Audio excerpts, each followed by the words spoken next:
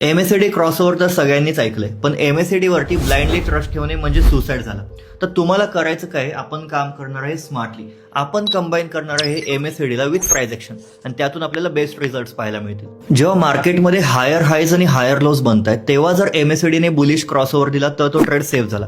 पण जर डाऊन ट्रेंडमध्ये मार्केट आहे आणि MACD जर बुलिश क्रॉसओव्हर देत असेल तर तो ट्रेड खूप जास्त रिस्की आहे. असे ट्रेड्स तुम्हाला नॉर्मली इग्नोर करायचे आहेत, कारण की आपल्याला कायम डायरेक्शनच्या बाजूने चालायचे. मग थोडक्यात ट्रेंड इज युअर फ्रेंड.